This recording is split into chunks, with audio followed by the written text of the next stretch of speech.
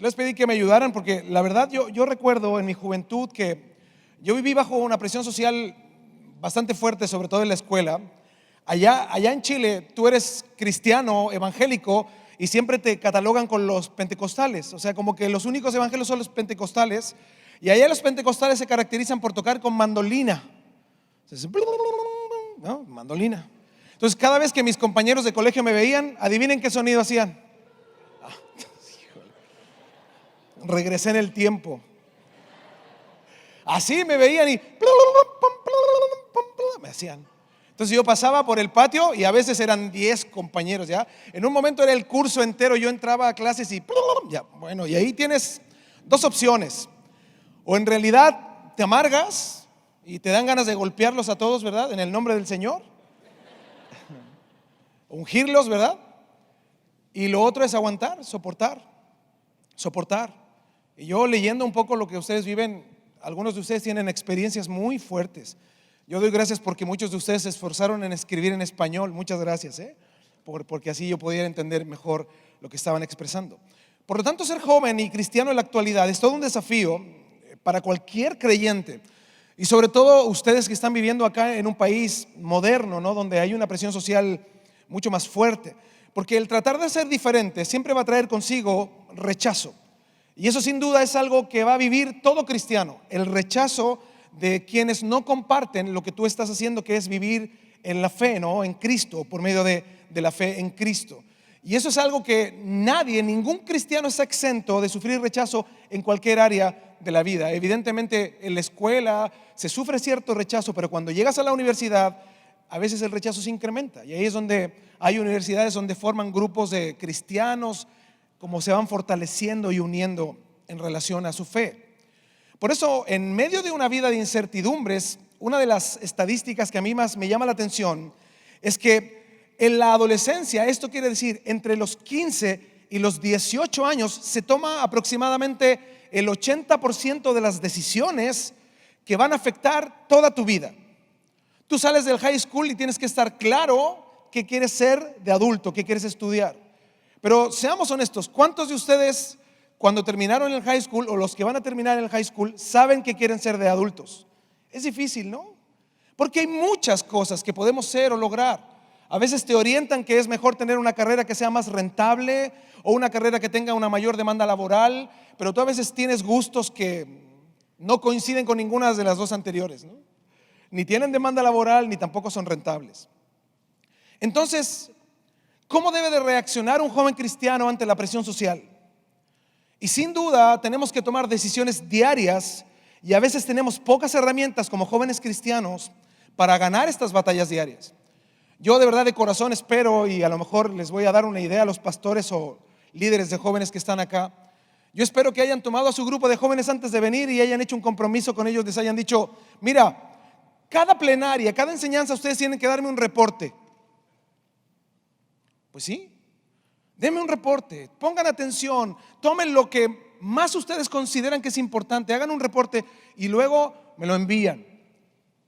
Y luego vamos a platicar al respecto. Para que ustedes puedan no solo venir y oír respecto de cómo salir adelante, sino puedan grabarse eso en el corazón, en su mente. Y estamos rodeados de una terrible influencia social. Esto destruye vidas, nos aparta de Dios. Y sin duda yo estoy seguro que todos ustedes viven bajo esta presión social. Pero hay dos clases de jóvenes cristianos que están viviendo esta presión social. Uno es el que anhela vivir el evangelio, el que aguanta cuando le toca la mandolina, ¿verdad? Ahí en el patio de la escuela. Están viviendo el menosprecio, el bullying, el abandono, las burlas, no solo en la escuela o en su entorno, incluso muchos de ustedes, de sus familias. Pero también hay otro grupo de cristianos actualmente que está buscando una buena excusa para no obedecer la palabra de Dios. Están buscando versículos ahí, viendo ciertas exégesis que realmente les prohíban a ellos vivir o hacer lo que ellos realmente quieren hacer. Y el problema en la juventud cristiana no está en las prohibiciones o en la claridad de la palabra respecto de las prohibiciones. El problema está en el corazón del joven creyente. Porque muchos jóvenes se acercan a nosotros como pastores con ciertas preguntas desafiantes, ¿no? Respecto a lo que ellos quieren hacer o lo que ellos quieren realizar en su vida. que a veces va contra la palabra de Dios y generalmente va contra la palabra de Dios. Por eso muchos de ustedes están buscando esta iluminación interior para que algo los dirija, para saber qué hacer, ¿no? Hay una frase que dice, muy latinoamericana, dice: escucha tu corazón. ¿Han oído eso? Oye, ¿te gusta tal niña? ¿Te atrae? Sí, escucha tu corazón. Ay, y ahí te pones tú, ¿no? Corazoncito, ¿qué tienes que decirme, no? Es ella. El pastor ayer dijo que no viniera a buscar novia, pero a eso vine, ¿sí? Y vi como a 2 o 3, Señor, Señor corazón. Y así hay algunos, ¿no? Están en esta situación de, en una relación, ellos se guían por lo que sienten, cómo su corazón dicta cómo llevar una relación, cómo establecer una relación familiar, una relación amorosa, una relación social. Yo anoté algunos textos que ustedes usan actualmente, y estos son textos de jóvenes medios rebeldones. A ver si ustedes se saben algunos de estos. Ayúdate que yo te ayudaré, ¿no? Primera de Optimistas 12:3. Yo no ofrendo ni diezmo en la iglesia porque Dios no necesita mi dinero. Primera de Tacaños 2:9. Dios aprieta pero no ahorca. Sofonías 3:10. Al que madruga, Dios lo ayuda, ¿no? Se lo saben. Esos están desvelados 4:15, porque como a esa hora están desvelados, ¿no? Solo Dios puede corregirme. Primera de Soberbios 6:66. Otro muy famoso hoy: las mujeres ya no lloran. Rebeliones 1:1. Ay, híjole, ¿no? Uno propone y Dios dispone. Segunda de Aventureros 7:7. No voy a la iglesia porque Dios está en todo lugar, ¿no? Primera de Flojos 1:1. Así están muchos. Se agarran de estos versículos y ay, el Señor me habló, ¿no? En la prédica, los versículos que dio el pastor son revelación pura. Pero hay una verdad terrible respecto a cómo yo debo de guiarme. Saben que nosotros vivimos en una sociedad que nos está llamando a dejarnos guiar por nuestras emociones. Pero la Biblia no habla de dejarnos guiar por emociones. Es más, Jeremías 17:9, fíjense lo que dice. Jeremías 17:9 dice: engañoso es el corazón más que todas las cosas. Engañoso. Dice, y no solo engañoso, dice, y perverso. ¿Quién lo conocerá? Yo, Jehová, dice que escudriño la mente, que pruebo el corazón para dar a cada uno según su camino, según el fruto de sus obras. Este mismo texto en Palabra de Dios para Todos dice: no hay nada más engañoso que el corazón, no tiene remedio. ¿Quién lo entiende? Dice, yo, el Señor, soy el único que lo entiendo, porque yo examino los pensamientos y escudriño las intenciones del corazón. ¿Para qué? Para darle su merecido a cada uno, la cosecha de las acciones que sembró. Por eso Toño también hacía referencia a Proverbios 4:23. Sobre toda cosa guardada, guarda, ¿qué dice el texto? Tu corazón, porque de él mana la vida. Por eso cuando nosotros leemos estos textos, ¿no? Engañoso es el corazón, damos el codazo. Hermano, tienes un corazón engañoso, cuídate. Pero la Biblia dice que engañoso es mi corazón. Di eso conmigo: engañoso es mi corazón. No de todos, o aquí hay algunos sin corazón. No se vale que te hayan roto el corazón, ¿eh? Pero di eso: engañoso es mi corazón. Dilo: engañoso es mi corazón. Mi corazón es engañoso, me engaña. Mi corazón no quiere mi propio bien. Por lo tanto, tenemos que nosotros comprender qué dice Dios al respecto y qué lecciones tomamos de la palabra de Dios. Porque cada actividad en la que estamos involucrados va a utilizar todos nuestros sentidos para atraer nuestra atención. Por eso los creyentes y cristianos debemos entender que debemos de vivir con un tema principal en nuestro ser completo. Ustedes y yo no somos de este mundo. No hemos nacido para ser de este mundo.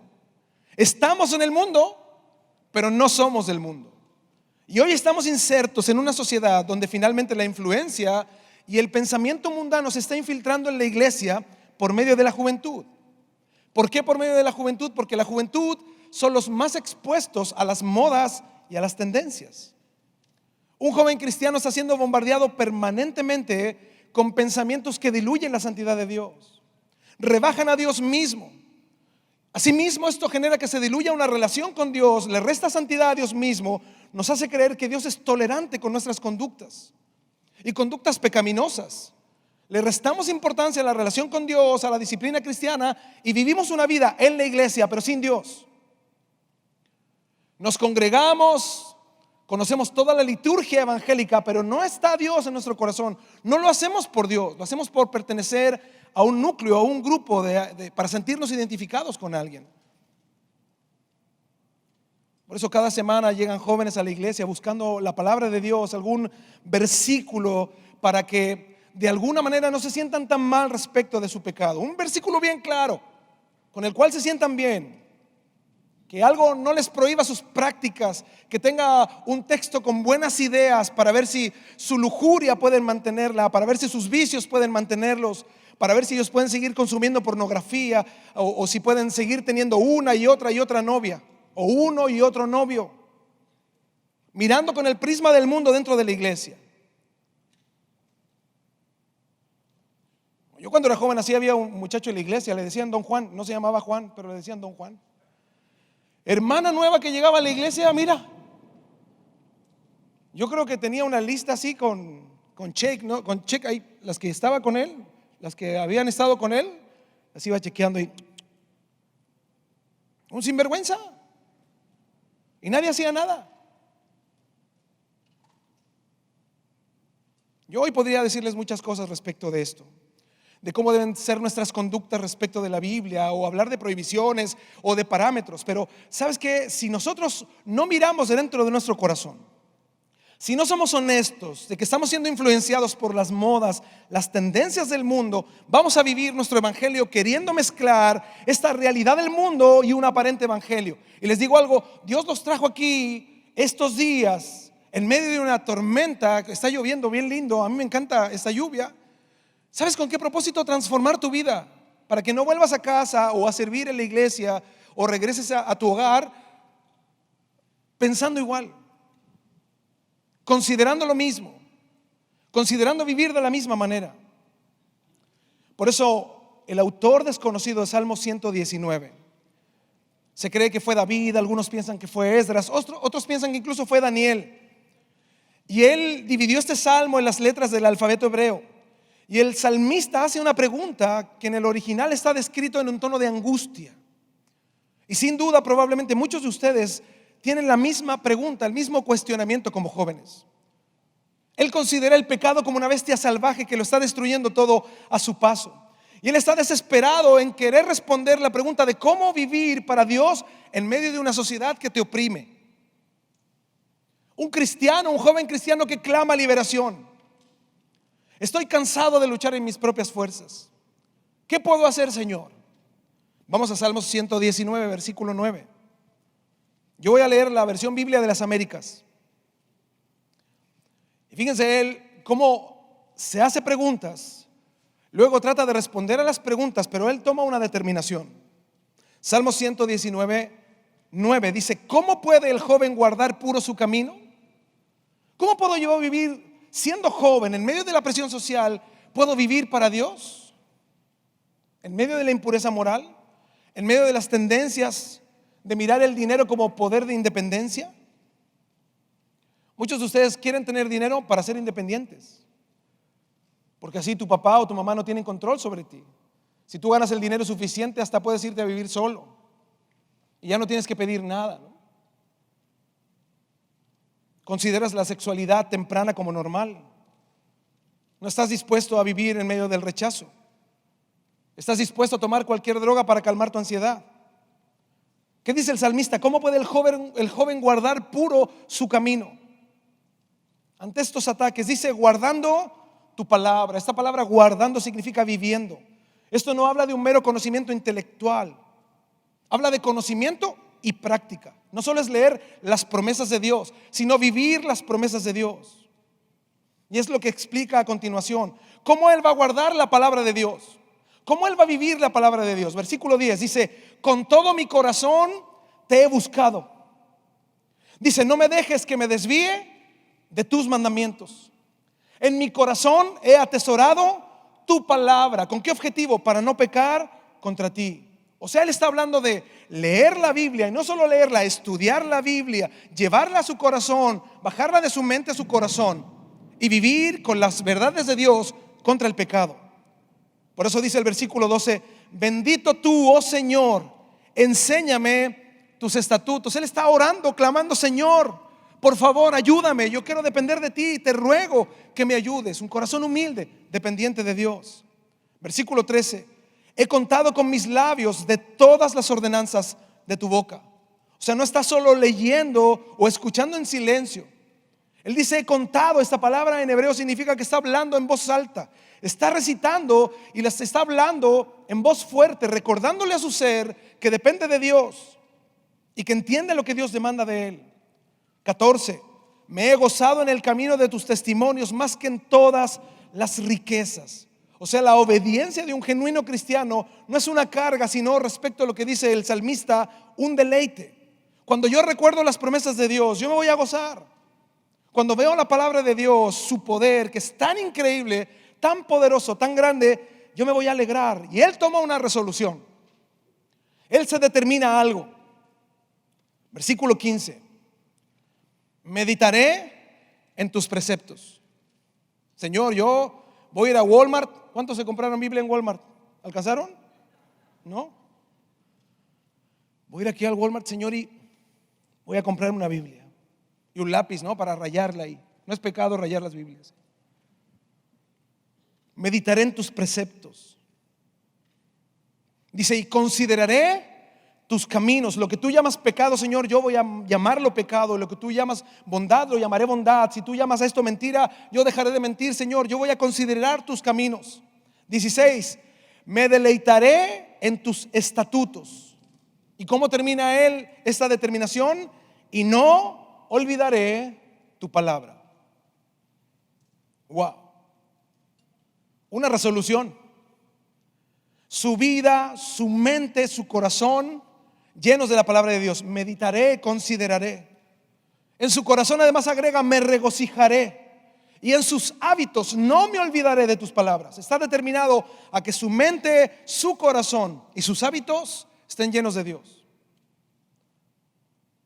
¿Sabes lo hermoso de los eventos? Es que venimos acá, nos llenamos de Dios y vemos a otros jóvenes que están en las mismas luchas que nosotros, y nos alegramos porque no estamos solos. Y compartimos nuestras luchas y nos animamos. Conocemos gente de otros estados, de otras ciudades, de otras iglesias. Pero volvemos a casa y ¿qué ocurre? Somos como un globo que empieza a desinflarse, ¿no? Y vuelve a estar vacío. ¿Saben qué, muchachos? Estos momentos en los cuales ustedes vienen acá son no solo para llenarse de esta energía y llenarse de Dios, sino para considerar su palabra. Que ustedes vayan a casa considerando las palabras de Dios, considerando cada una de las enseñanzas. ¿Para qué? Para que ustedes puedan experimentar en su vida personal y en su relación personal con Dios, al Dios al cual predicamos, al que vivimos y al que adoramos. Ese es el anhelo de Dios, que ustedes le conozcan a nivel personal. Por eso yo hoy les quiero llamar a tomar una decisión.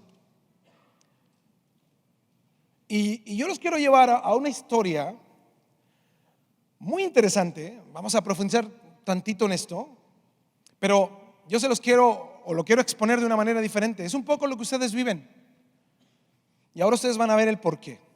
Vamos a ver la historia de unos jóvenes que fueron llevados cautivos a otro país, y para nosotros puede ser un poco incomprensible, pero yo les quiero mostrar algunos dibujos que se realizaron dibujos que se realizaron viendo la arqueología de esta ciudad, para que ustedes más o menos tengan la idea de dónde y de cómo era la ciudad de Babilonia. Fíjense, les quiero mostrar algunas imágenes. Esa era Babilonia. Esa mega construcción que estaba más alta se llamaban sigurats, eran los lugares de adoración. Ahí se llevaban sacrificios y ahí la gente estaba abajo haciendo fila para ofrecer sacrificios a los dioses babilonios. Eran terribles los sacrificios porque era otra clase de pensamiento religioso. Entonces, es increíble porque nosotros cuando hablamos de Babilonia tenemos un pensamiento que son casi tiendas de campaña en el desierto, que no había vegetación y que había una soledad, ¿no? Pero no, la ciudad más impactante e impresionante de esos tiempos era Babilonia. La siguiente, por favor. Acá está. Bueno, Babilonia estaba rodeada, bueno, toda esa zona está rodeada de dos ríos. Y es interesante porque ellos tenían o usaban estos ríos como una protección de su ciudad, pero además eran navegables. Entonces es muy interesante. Ahí ustedes pueden ver otros dibujos que hay. Y la última, por favor.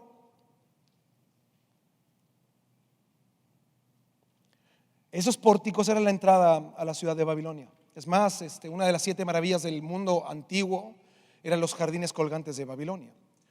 No se sabe si fue Nabucodonosor o no que los creó, pero era un lugar impresionante. Ocurre que toman a unos jóvenes cautivos y los llevan a esta ciudad. Es como que a nosotros en cualquier país latinoamericano nos tomen cautivos y nos lleven a vivir a Nueva York. Hola, ahí sí.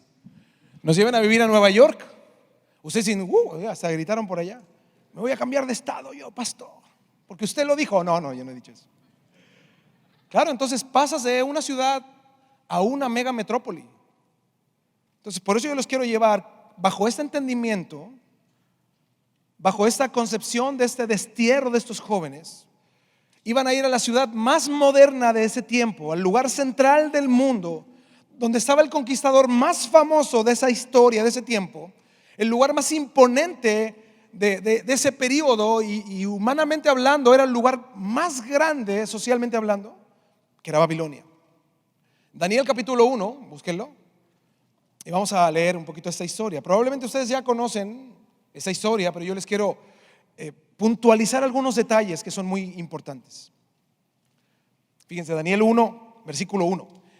En el 3er año del reinado de Joacim, rey de Judá, acuérdense que ya estaba el reino dividido, ¿verdad? Entre el reino del norte, Israel, y el reino del sur, Judá.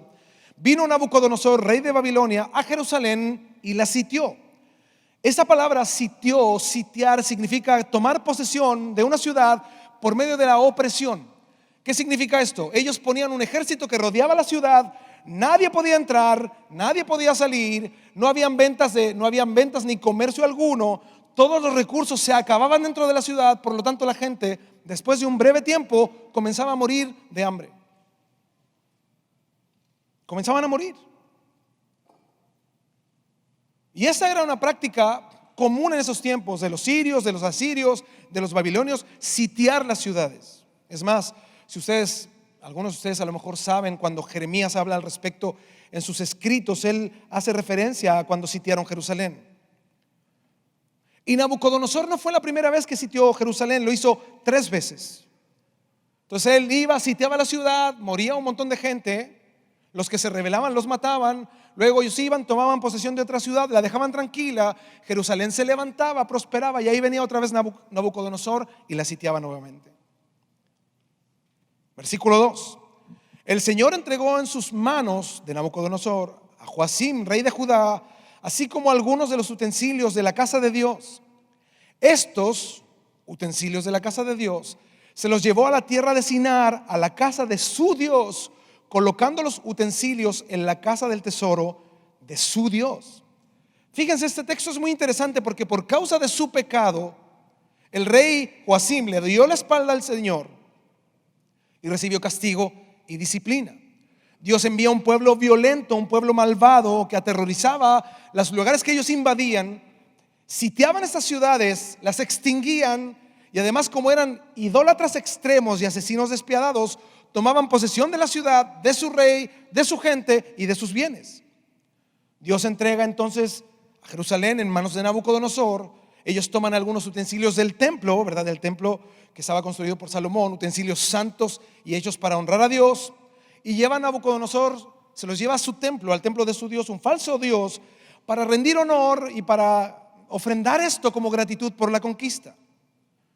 Nabucodonosor, al llevar estos utensilios, lo que está diciendo: mi Dios, el Dios de Babilonia, es más poderoso que el Dios de los judíos.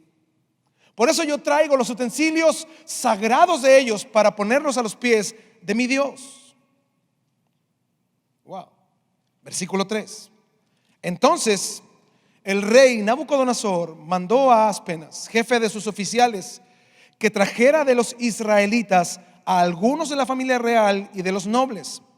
Estos jóvenes no debían tener defecto alguno, serían de buen parecer, inteligentes en toda rama del saber, dotados de entendimiento y habilidad para discernir, y que tuvieran capacidad para servir en el palacio del rey.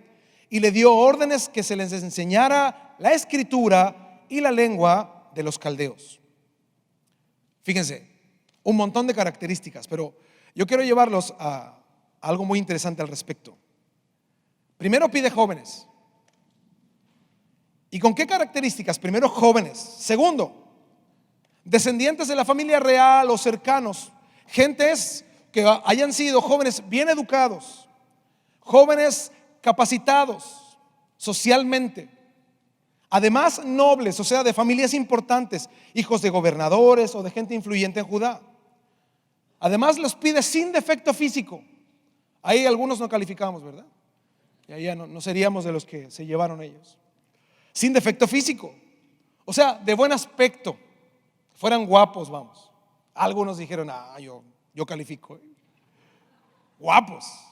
Pero no solo guapos y de buena familia, sino también inteligentes. Hay algunos guapos pusieron cara larga. Inteligentes, o sea, llenos de conocimiento, diestros, que se conduzcan bien en cualquier tema. Llenos de entendimiento también significa llenos de cordura, gente docta, con entendimiento, con razonamiento. Y además dice, con discernimiento. Esto quiere decir que consideren las cosas, que examinen, que no actúen impulsivamente. Además el texto dice capaces para servir. Esta palabra es muy interesante porque no habla de que ellos serían parte de los que servían la comida o que hicieran labores de limpieza en el palacio. Es muy interesante porque esta palabra significa descanso, desempeño, designar.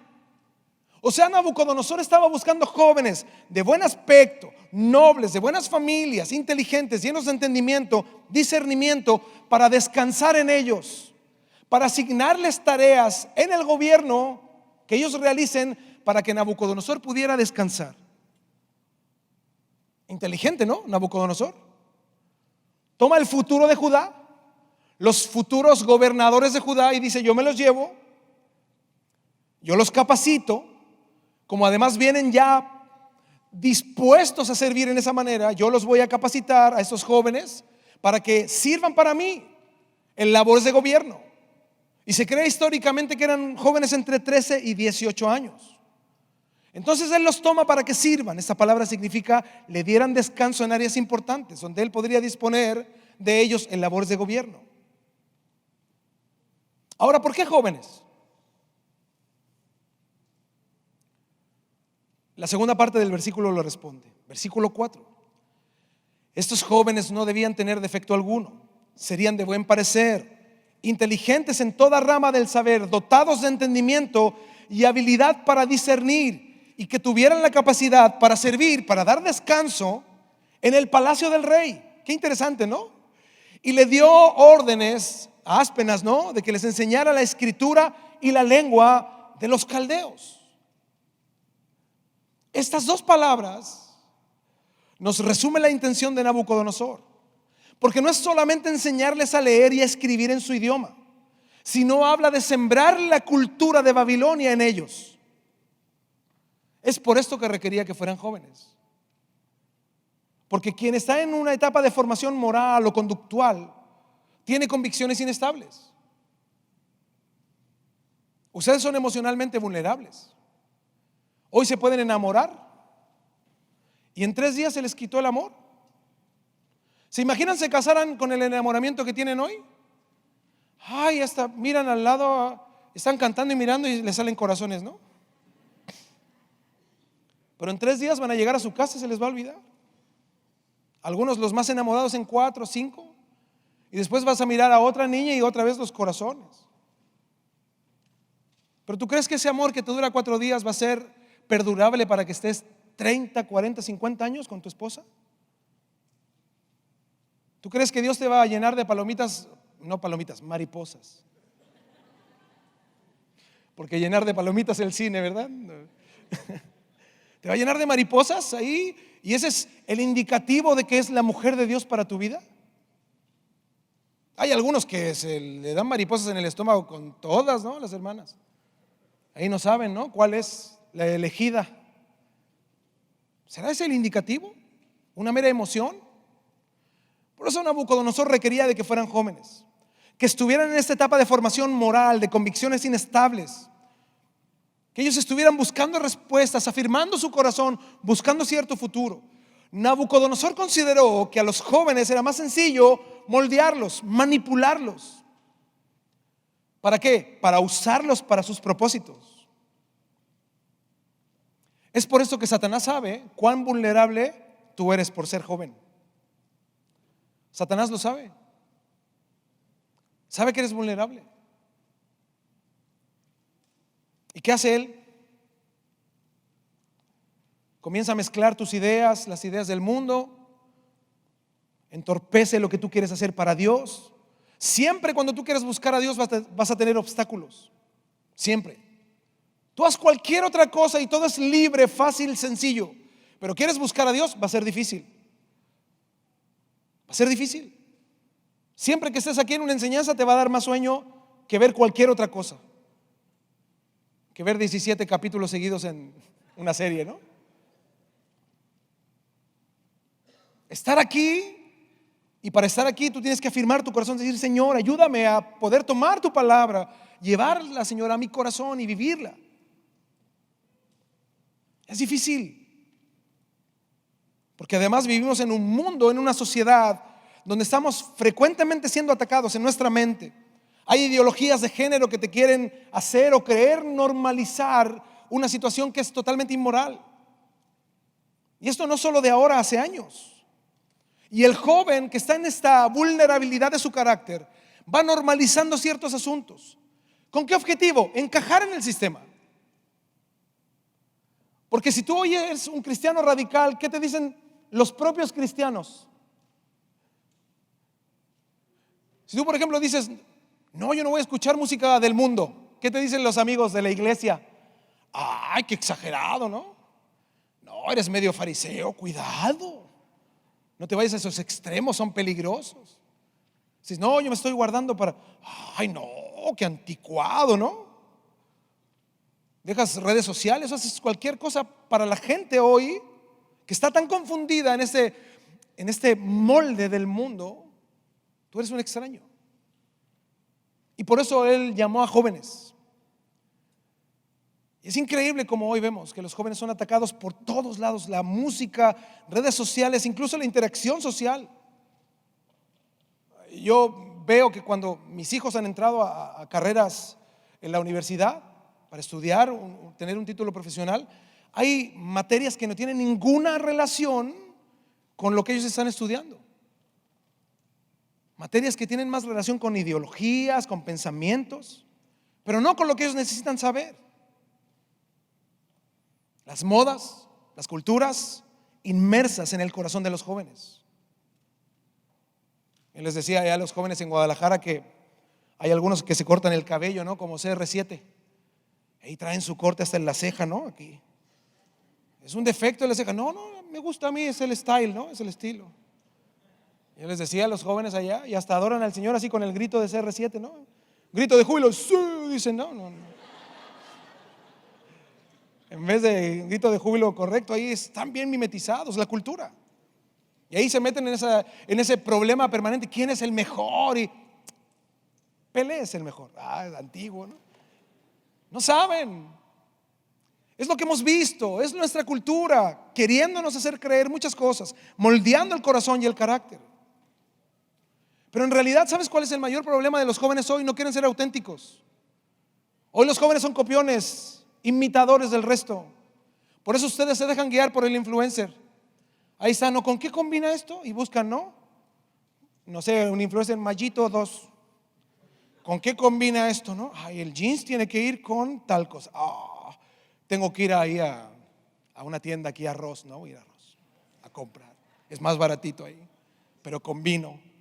Estamos, nos dejamos guiar por el pensamiento de las personas. Por lo tanto, hay una normalización de pensamiento y terminamos siendo todos iguales. Todos iguales.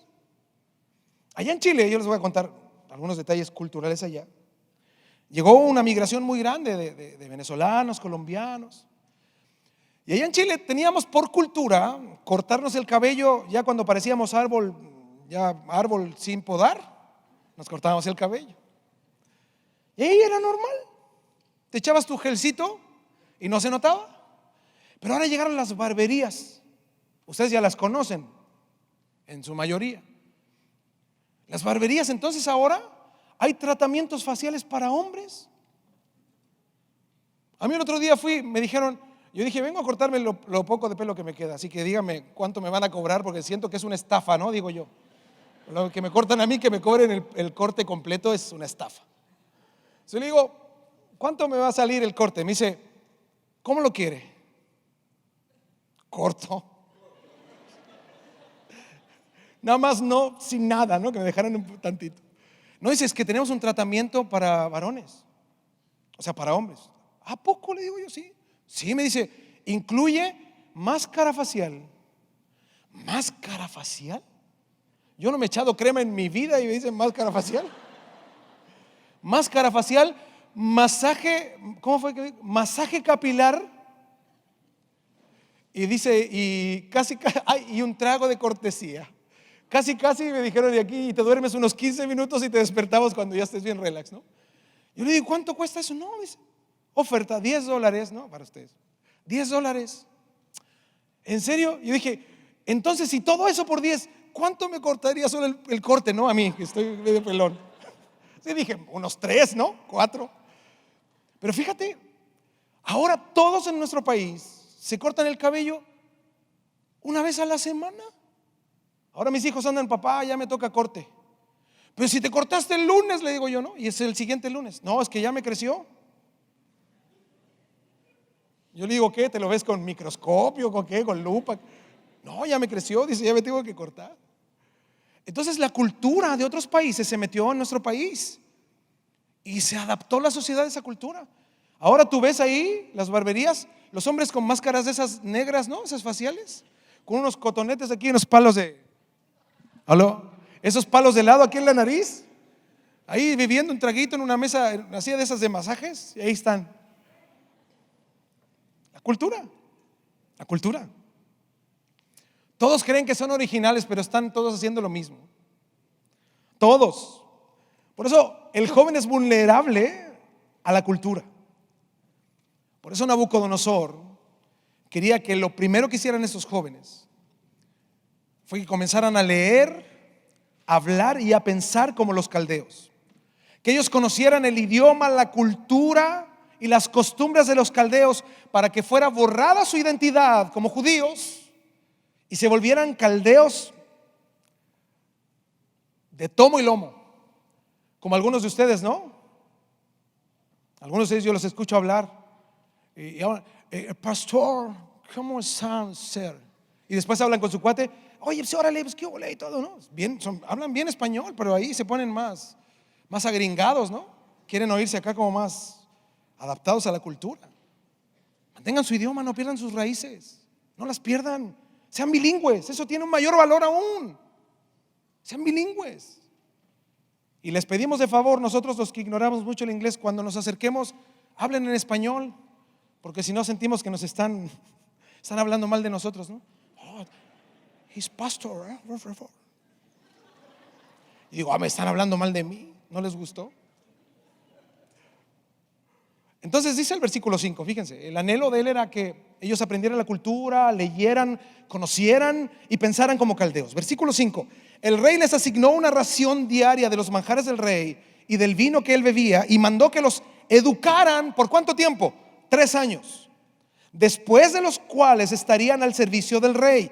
O sea, el rey le dio a este hombre, Aspenaz, una labor, educarlos por 3 años. Por eso es interesante esta palabra educar. Esta palabra educar en hebreo, ¿saben lo que significa? Torcer. Nosotros esto lo vemos en español, había que educarlos. No, la Biblia dice torcer su corazón. Esto significa adoctrinar. O sea, llevar a estos jóvenes, sorprenderlos con la grandeza de Babilonia, los llevan al palacio, les quitan su idioma, les quitan su escritura, que dejen de un lado incluso sus costumbres alimentarias, que ya no consideren sus propios alimentos e incluso los prohibidos para el pueblo judío, sino que adquirieran incluso los alimentos de Babilonia, comieran los manjares del rey, bebieran el vino del rey, vivieran la buena vida del rey, se embriagaran como todos en Babilonia, que hicieran fiesta hasta estar mal de la fiesta para torcerlos, quebrantar su espíritu. Es interesante. O sea, Nabucodonosor no los llevó para esclavizarlos, los llevó para adoctrinarlos.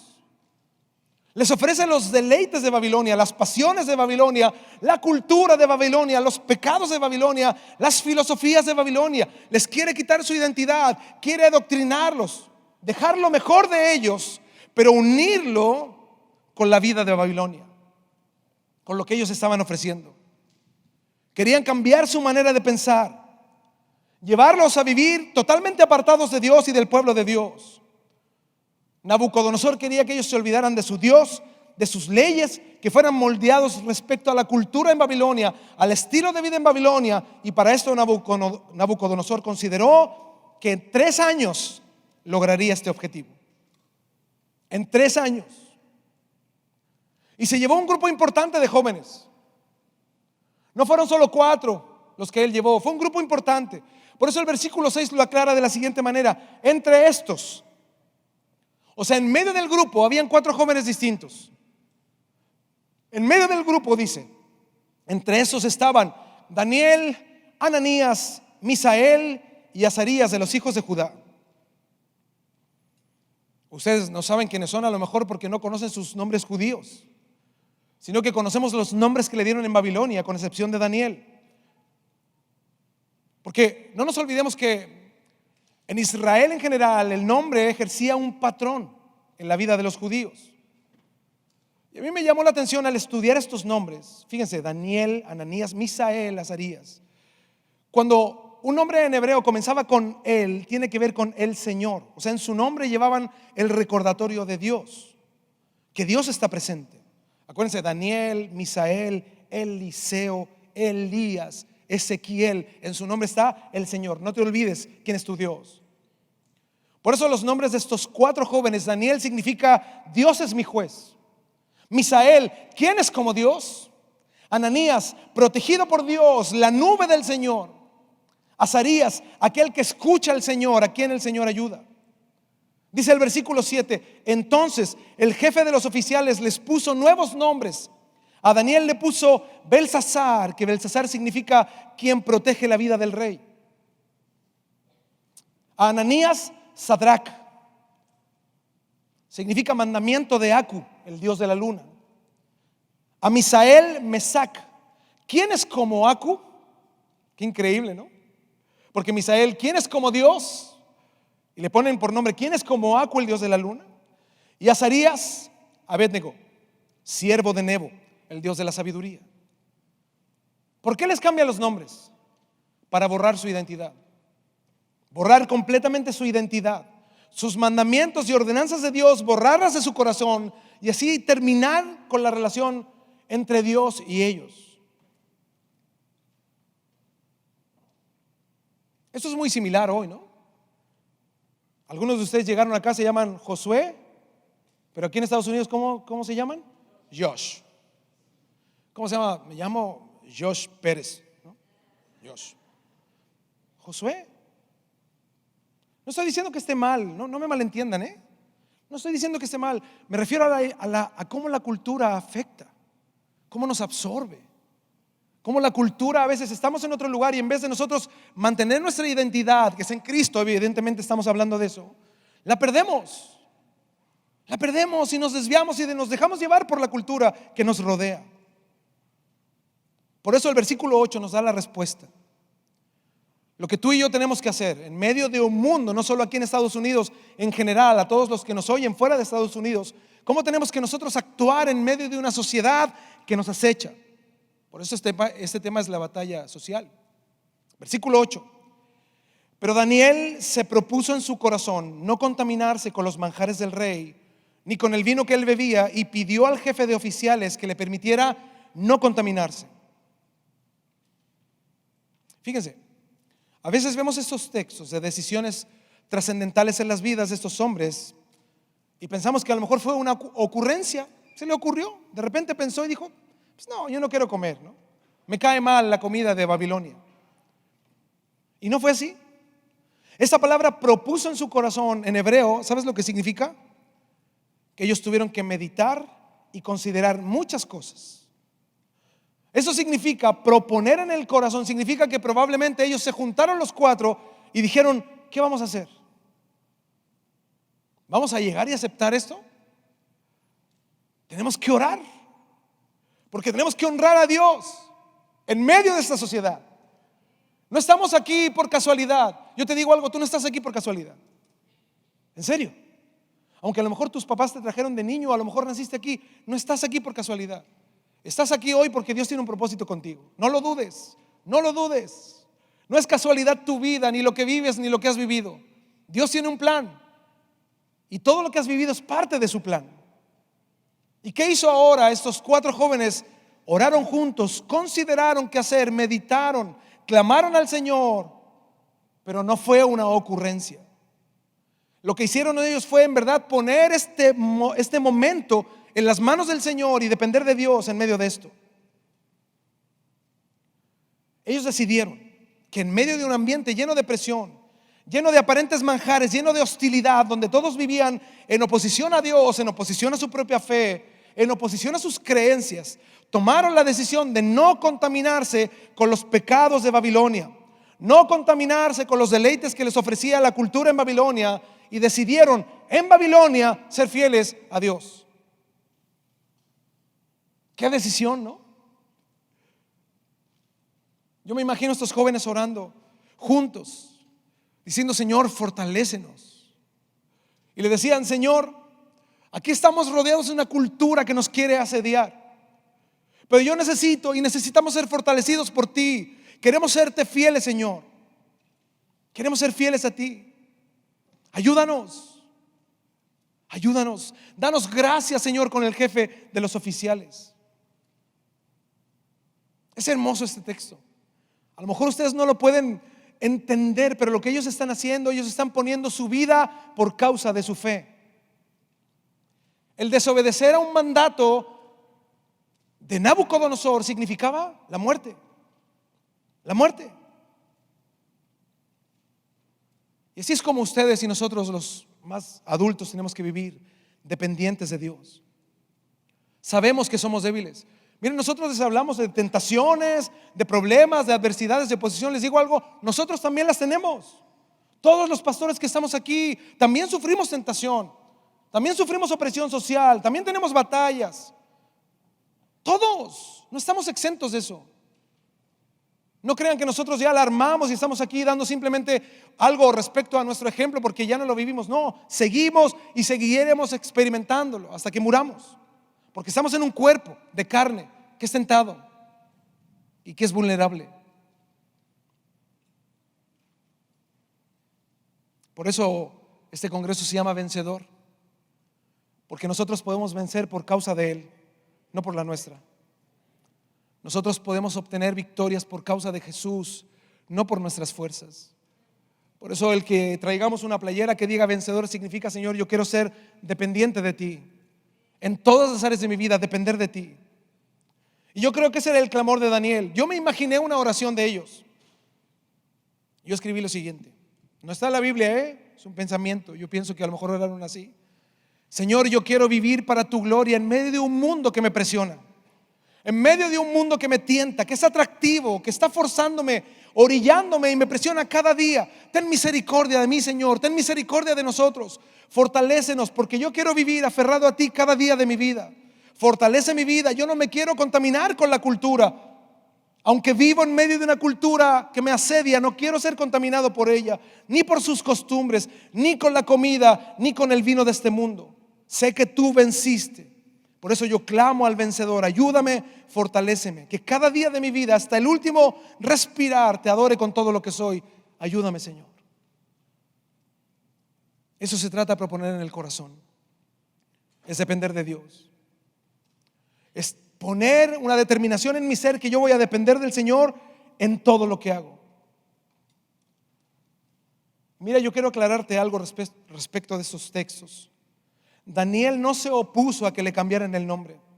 No se opuso a que le enseñaran la lengua y la escritura de los caldeos. Daniel no se opuso incluso a que lo llevaran cautivo, a que lo retuvieran contra su voluntad en el palacio. Daniel y sus amigos solo se opusieron cuando vieron comprometida su fe, su vida espiritual. Ahí propusieron en su corazón no contaminarse. Versículo 8.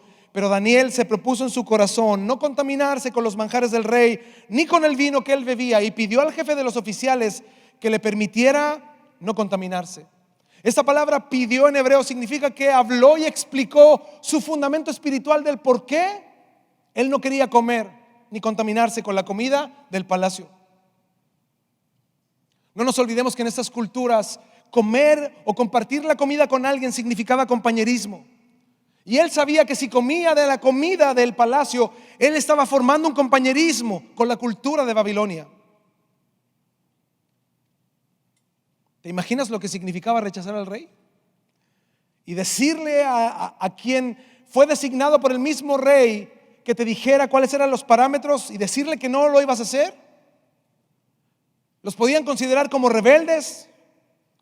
Podrían haberlos mandado a matar o a darles severos castigos. Porque la Biblia habla que 4 jóvenes de todos los que fueron llevados cautivos fueron los únicos que se opusieron. El resto hizo lo que pidió el rey.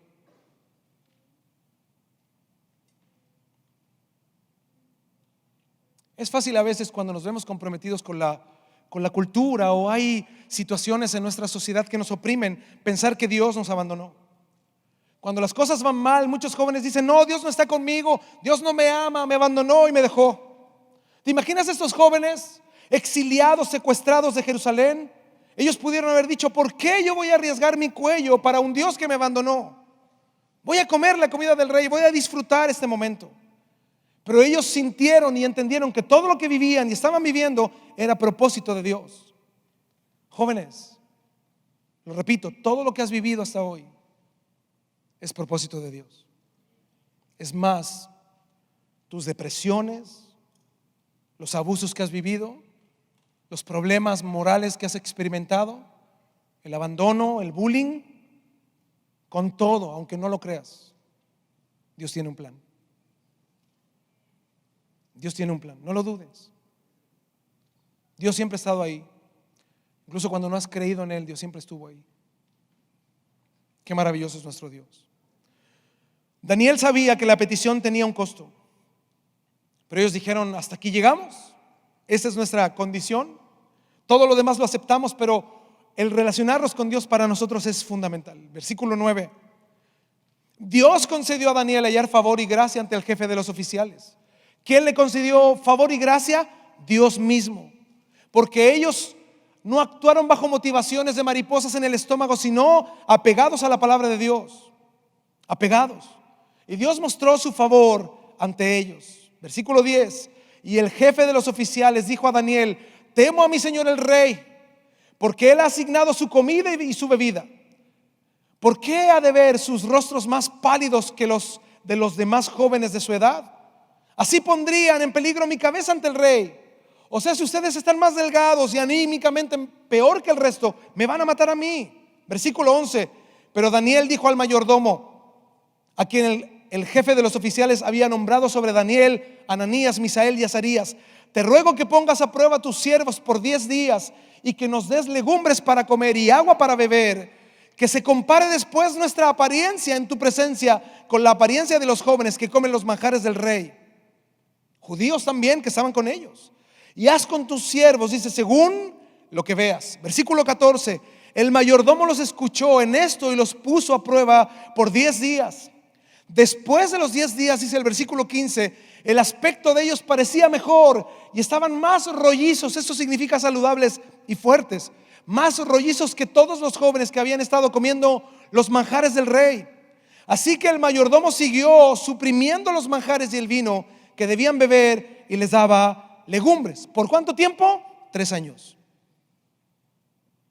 todo el tiempo en el cual estaban siendo adoctrinados culturalmente, en su corazón ellos estaban honrando a Dios. Qué increíble, ¿no? Tú aquí puedes estar en una cultura que te oprime, que te lleva a ser consumista o que te lleva a vivir una vida distinta. Pero tu corazón puede estar centrado en Cristo, a pesar de la opresión cultural.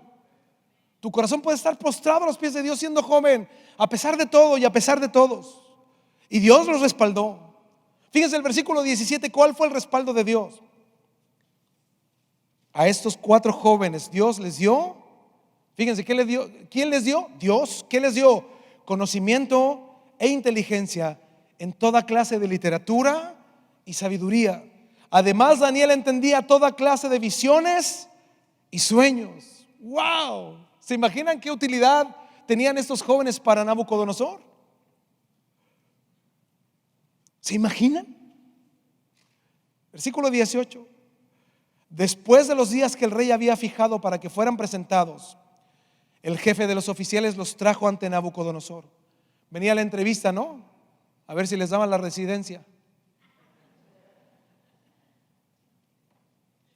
Y el rey habló con ellos. ¿Y cómo hablaban? ¿Saben cómo hablaban? Como caldeos. Wow. Como caldeos.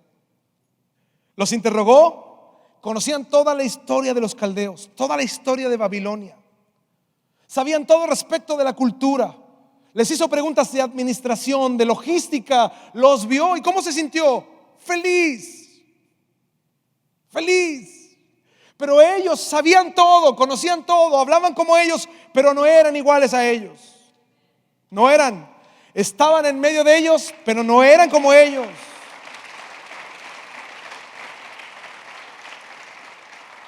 Y de eso se trata el evangelio.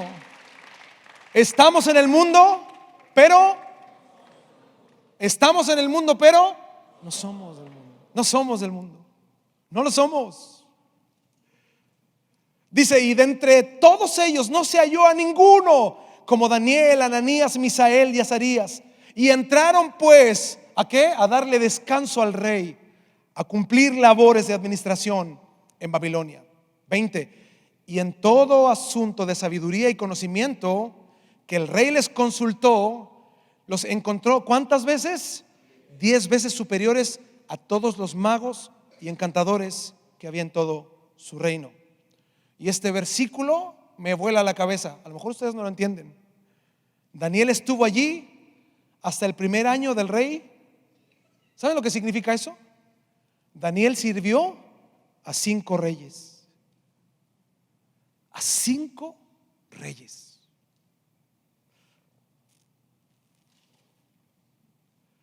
¿Qué vamos a hacer nosotros? Y de eso se trata esto. Estamos también rodeados de cultura, de una presión social, pero ¿qué vamos a hacer? A mí me gustaría aprender inglés. Yo me compré el Open English. En verdad, ya me preparé, dije, me voy a preparar.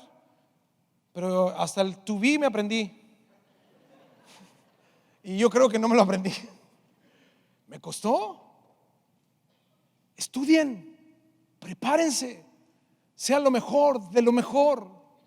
Tengan sueños, metas, logros, pero que Cristo sea el centro. Si es Cristo el centro, nunca vas a velar por tus sueños, sino por lo que Dios tiene para ti. ¿Estás dispuesto a resistir socialmente? ¿Estás dispuesto? ¿Jóvenes? ¿Están dispuestos? ¿Seguros? ¿Están seguros? A lo mejor no me respondan. Piénsenlo. Pero les digo algo. Si ustedes se ponen del lugar de Dios, Dios se pondrá por ustedes. Y podremos vivir una vida que honre al Señor en medio de una sociedad que no tiene a Dios. Podremos estar aquí en un país que probablemente cada vez se ve menos cercano a la palabra de Dios, y en nuestros países también. Pero nosotros tenemos lumbreras en esas sociedades. Amigos jóvenes, cada vez la sociedad está peor. Allá en Chile se están levantando leyes de género que ustedes no se imaginan. El gobierno está dispuesto a apoyar los cambios, las operaciones de cambio de sexo de los niños. ¿Se imaginan eso? Ustedes están viviendo y van a vivir y crecer en una sociedad aún peor que la nuestra. Aún peor. Sus hijos van a vivir una realidad que no es la misma de ustedes. Oprimidos para que ellos acepten la cultura. Les digo algo, mire, hablemos como ellos. Conozcamos su cultura. Sepamos lo que ellos quieren que sepamos, pero que nuestro ser, nuestra integridad esté a los pies del Señor. Que nuestro corazón esté a los pies del Señor hasta que Él venga, hasta que nos muramos, que nuestro último respiro, y en nuestro último respiro se abran nuestros ojos y vemos al Señor, que nos reciba y nos diga: buen siervo fiel, en lo poco fuiste fiel, sobre mucho te pondré, entra en el gozo de tu Señor. Les quiero invitar que se pongan de pie, por favor.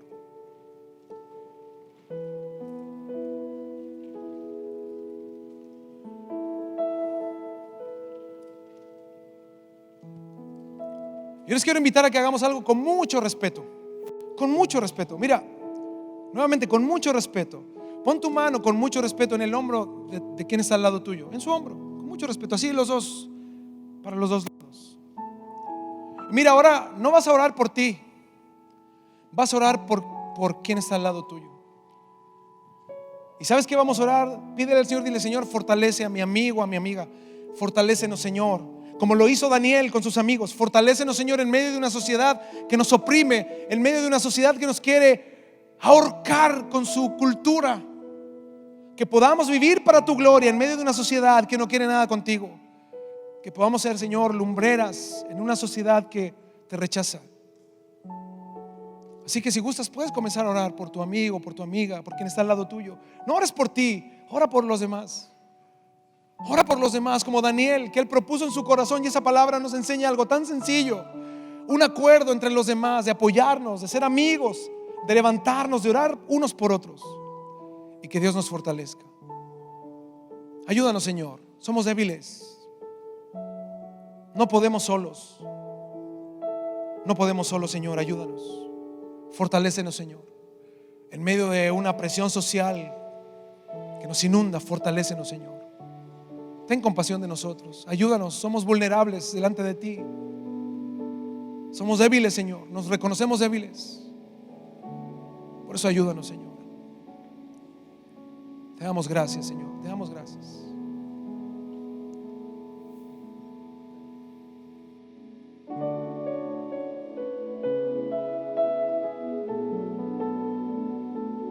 No dejes de orar, sigue clamando al Señor.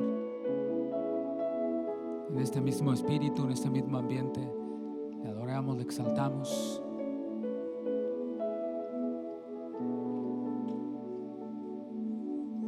Me has mostrado el camino por el cual yo debo andar, y sobre mí has puesto tu mirada, oh Dios. Me has mostrado el camino por el cual yo debo andar, y sobre mí has puesto tu mirada, oh Dios. Me diste a entender entre el bien y el mal, pues tu palabra es mi caminar. En tu gracia me esforzaré, solo en ti, Jesús, está el poder, no en mí, no en mí.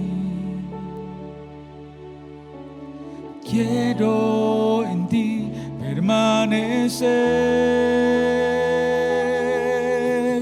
En tu gracia me esforzaré, solo en ti, Jesús, está el poder, no en mí, no en mí. quiero en ti permanecer.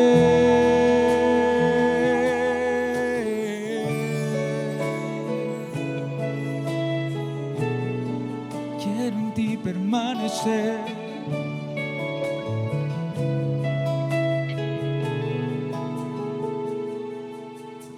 Me has mostrado el camino por el cual yo debo andar, y sobre mí has puesto tu mirada, oh Dios. Me has mostrado el camino por el cual yo debo andar, y sobre mí has puesto tu mirada, oh Dios. Me diste a entender entre el bien y el mal, pues tu palabra es mi caminar. En tu gracia me esforzaré. Solo en ti, Jesús, está el poder, no en mí, no en mí. Quiero en ti permanecer. En tu gracia me esforzaré. Solo en ti, Jesús, está el poder, no en mí, no en mí. Quiero en ti permanecer.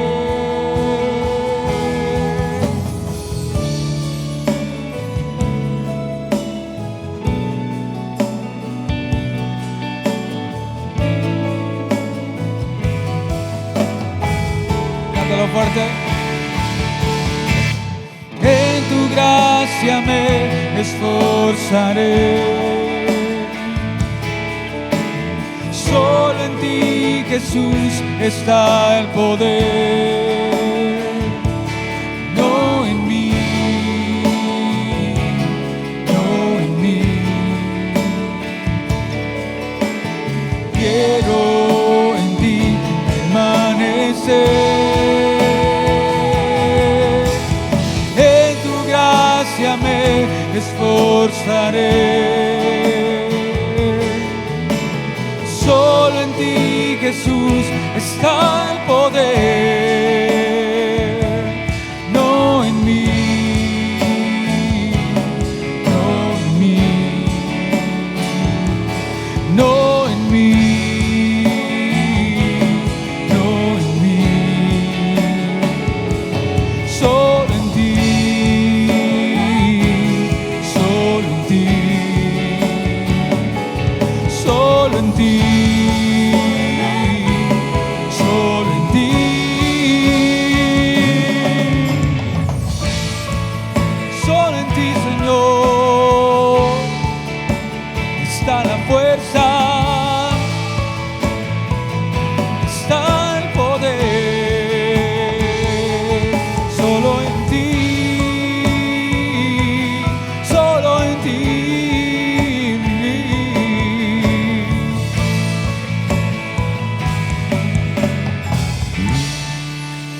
Solo en ti está la fuerza, Señor. La gracia proviene de ti. Dale más fuertes aplausos a nuestro Dios.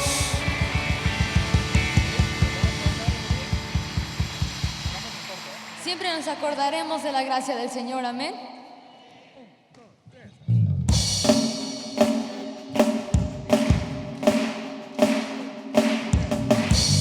Dios te creó con un propósito.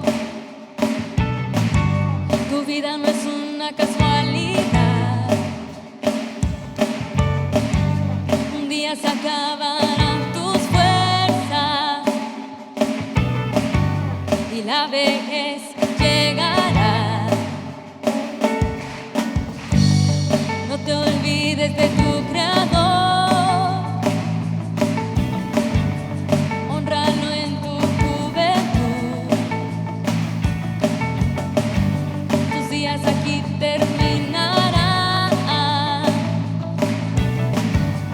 donde pasarás la eternidad. Teme al Señor con todo tu corazón y apártate del mal.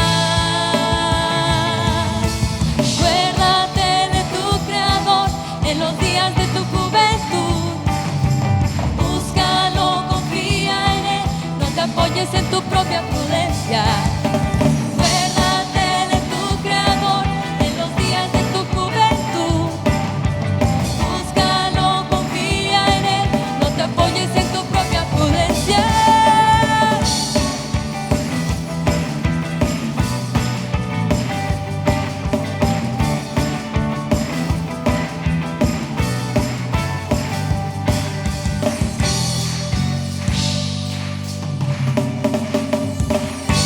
Dios te creó con un propósito.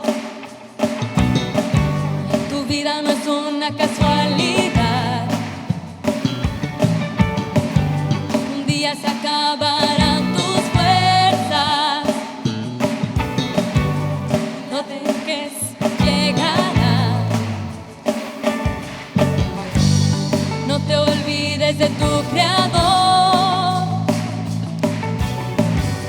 Honralo en tu juventud. Tus días aquí terminarán, en donde pasarás la eternidad. Teme al Señor con todo tu corazón y apártate del mal.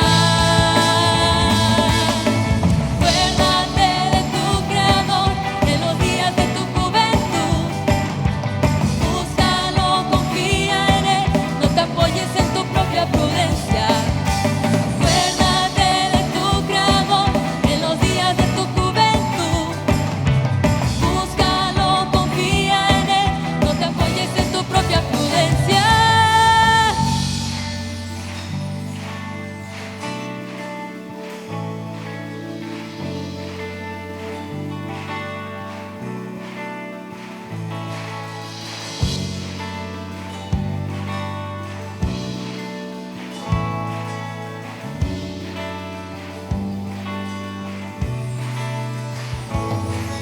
Acuérdate de tu Creador en los días de tu juventud. Búscalo, confía en Él, no te apoyes en tu propia prudencia. Acuérdate de tu Creador en los días de tu juventud. Búscalo, confía en Él, no te apoyes en tu propia prudencia.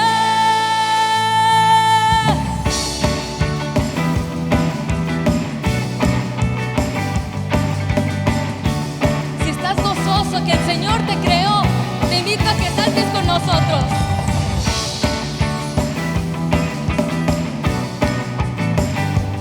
No tengas pena, ándale.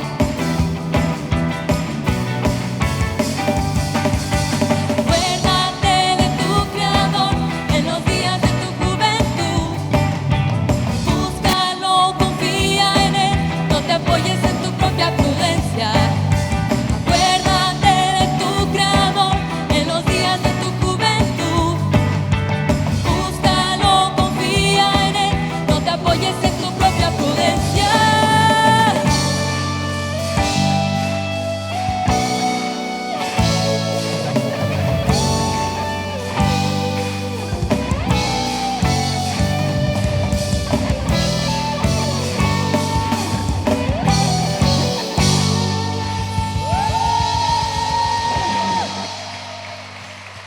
El Señor murió por ti y por mí.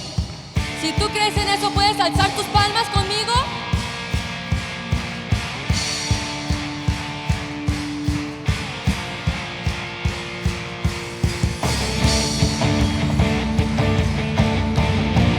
Gócense, el Señor murió por ti. ¿Eso no te da gozo?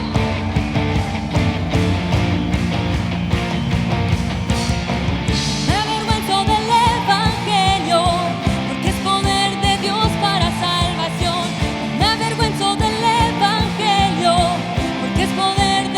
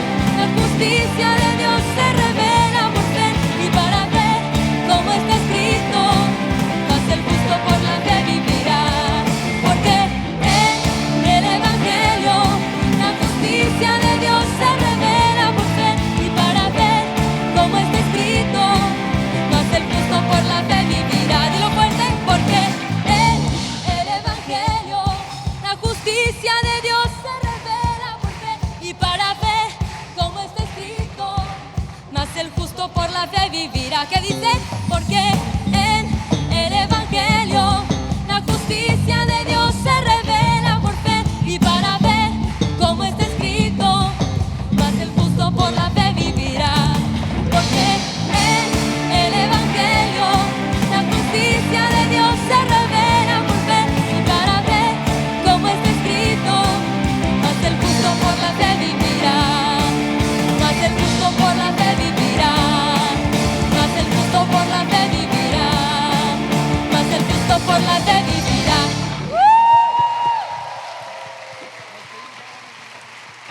Nos despedimos alabando al Señor porque Él es el vencedor. No nos avergonzamos que somos vencedores por Él. Amén.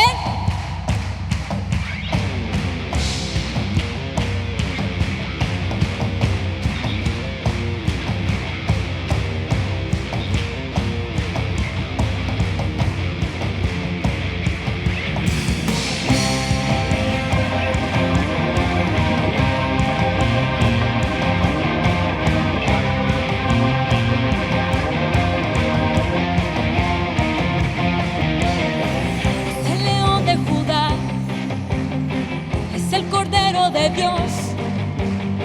Cristo venció a la muerte, resucitando con poder. En la cruz ya venció, públicamente exhibió a principados y potestades, mis pecados Él clavó. Es el león de Judá, es el Cordero de Dios. Cristo venció a la muerte, resucitando con poder. En la cruz ya venció, públicamente exhibió principados y potestades, mis pecados Él clavó. ¿Dónde está, oh muerte, tu aguijón? ¿Dónde, oh sepulcro, tu victoria? Sorbida es la muerte en victoria. Y por medio de Cristo, Dios nos ha dado la victoria. Vencedor, Él es el Rey de Reyes. Vencedor, el Señor de señores. Jesús el Hijo de Dios, mi fe está puesta en Él. Y por medio de Cristo soy más que vencedor.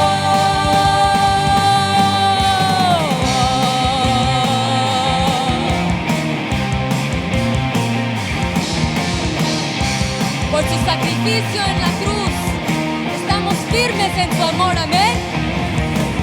Estoy firme en su amor. Ya no tengo temor. Si Él está conmigo, ¿quién es contra mí? Por su obra en la cruz, soy libre de esclavitud. Soy una nueva criatura. Ya no hay más condenación. Estoy firme en su amor. Ya no